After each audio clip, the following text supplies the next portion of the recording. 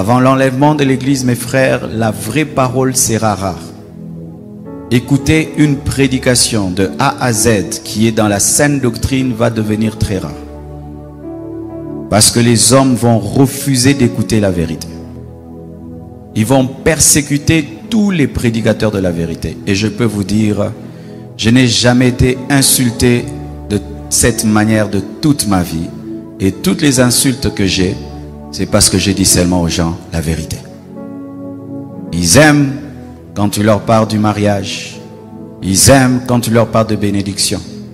Mais quand tu touches à ce qui est essentiel, qui doit les amener à la repentance, à revoir leur vie, les hommes de ce siècle ne veulent plus.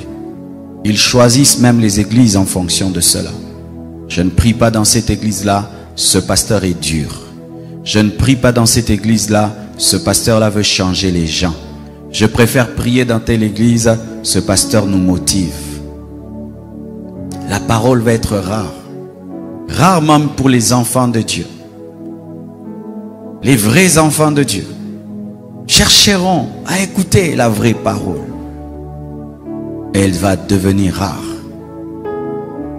Que Dieu te fasse grâce, toi qui enseignes, d'être parmi les raretés, les personnes dans lesquelles on trouvera encore l'évangile pur. Il y aura des églises, mais sans la parole de Dieu. Et les enfants de Dieu iront et resteront à leur fin. C'est vrai, j'ai entendu quelqu'un parler, mais il n'a pas parlé de la part de Dieu. Il a ouvert la Bible, mais il n'a pas parlé de la Bible. Ce phénomène va y aller croissant. Des gens qui ouvriront la Bible sans parler de la Bible.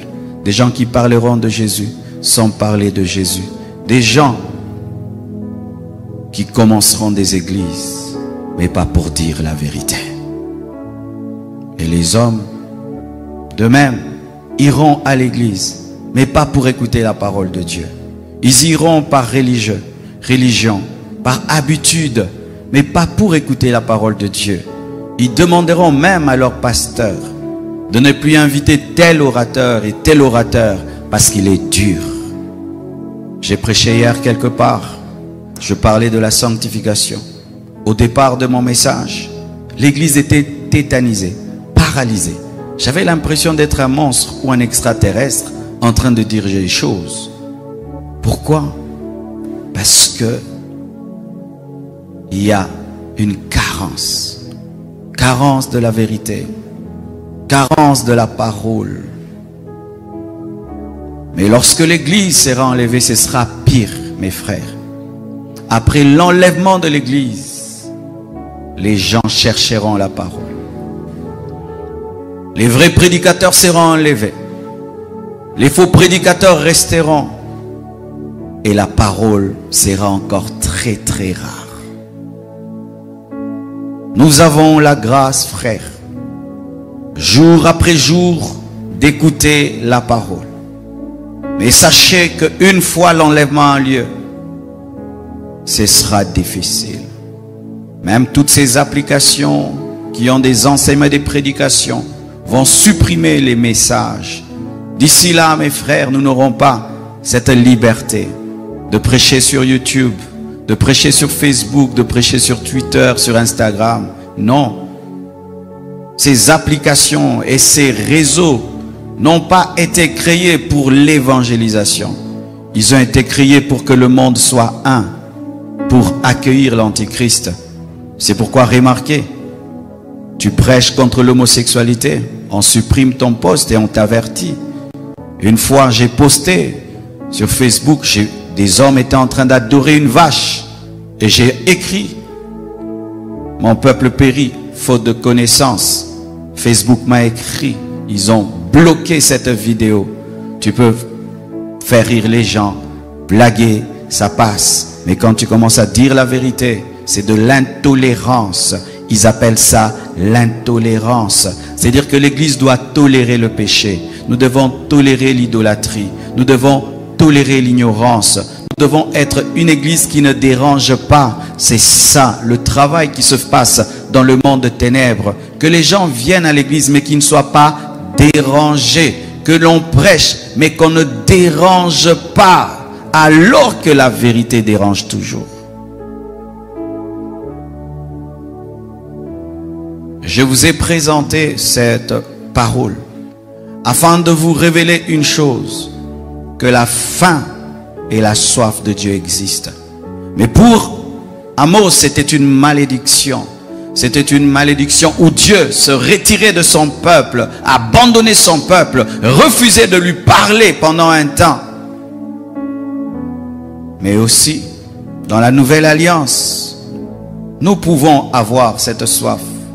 Pas comme une malédiction. Nous pouvons avoir cette faim. Pas comme une malédiction, mais au contraire, comme une bénédiction. C'est-à-dire que tu as la parole, mais tu la cherches comme si tu ne l'as pas. Tu as la présence de Dieu, mais tu la recherches comme si tu ne l'as pas. Ne tombez jamais dans la satisfaction. Ne pensez jamais être arrivé dans les choses de Dieu. Ne priez jamais comme si vous connaissez tout et comme si vous avez tout. Ne vous tenez jamais face à la parole de Dieu comme si vous la connaissez à 100%. Une fois que la faim de Dieu te quitte, la soif de Dieu te quitte, tu vas commencer à mourir à petit feu. Et c'est ça qui est en train d'arriver à l'église de temps de la faim. Une perte de la soif de Dieu. Une perte de la faim de Dieu. Rien qu'à voir comment les gens se préparent avant de venir à l'église. Ils ne prient pas, ils viennent à l'église. Ils ne participent même pas à l'adoration. Ils ne participent pas à la louange. Il est assis là comme si on l'avait puni. Tu as même besoin de lui dire qu'est-ce que tu es venu faire. Incapable d'ouvrir sa bouche dans le temple. Je dis toujours, si quelqu'un ne sait pas prier dans le temple, comment il prie à la maison? Parce qu'ici, même les faibles deviennent forts. Même ceux qui n'ont pas la vie de prière arrivent à prier. Mais si toi, tu quittes chez toi à la maison jusqu'ici, tu n'arrives même pas à ouvrir ta bouche. Tu n'arrives même pas à lever tes mains. Est-ce que tu les lèves à la maison chez toi? Mais quand même, tu es venu. C'est ça l'église des temps de la fin. Des hommes qui s'approchent de Dieu, mais sans l'aimer. C'est comme ces mariages-là qui ont duré. Ils sont là seulement pour la forme. Il n'y a plus d'amour, il n'y a rien. Mais ils sont là pour les enfants. Et certains chrétiens sont chrétiens parce que s'il arrête d'être chrétien, on va se moquer de lui. S'il arrête d'être chrétien, ce serait un scandale. S'il ne va pas à l'église, mais il ira où? Une telle vie chrétienne est fade. Une telle vie chrétienne n'est pas la vie chrétienne où tu t'approches de Dieu sans passion. Tu viens à l'église sans passion. Tu pries sans passion. Tu adores sans passion. Tu lis ta Bible sans que ton cœur ne brûle. Les disciples sur le chemin d'Emmaüs, lorsqu'ils entendaient Jésus parler, leur cœur brûlait. Vos cœurs brûlent-ils encore quand vous écoutez la parole, quand vous lisez la Bible? Comment vous sentez-vous quand vous faites un jour sans prier? Comment vous sentez-vous quand vous faites un jour sans lire la Bible? Comment vous sentez-vous? À l'aise? Vous êtes à l'aise de faire un jour sans prier? De faire un jour sans lire la Bible? Trouvez-vous le sommeil quand vous n'avez pas prié? Si vous trouvez le sommeil, vous n'êtes pas normaux. Si vous vous sentez à l'aise quand vous avez fait un jour sans lire la Bible, vous n'êtes pas normaux. Parce que quand vous n'avez pas mangé pendant un jour, vous le manifestez. Mais quand vos esprits n'ont pas mangé, vous ne ressentez rien. C'est déjà un signe d'égarement, d'abandon, de refroidissement, de tiédeur, de perte de la faim de Dieu et de sa soif. Et Dieu veut te restaurer. Et Dieu va te restaurer.